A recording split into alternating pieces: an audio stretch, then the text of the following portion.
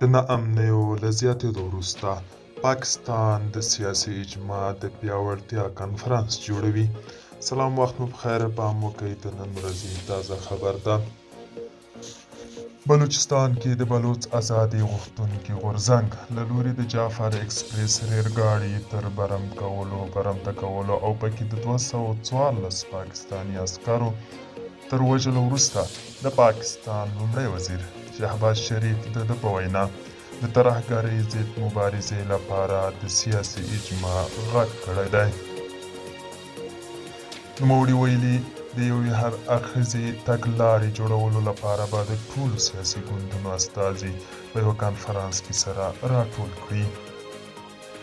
نوموړي د دغه کنفرانس جوړولو وخت د سیاسي ګوندونو استازو څرنګوالي او د ترهګرۍ ضد مبارزې د هر اړخیز تګلارې په اړه سمدستي نور جزئیات نه دي ورکړي.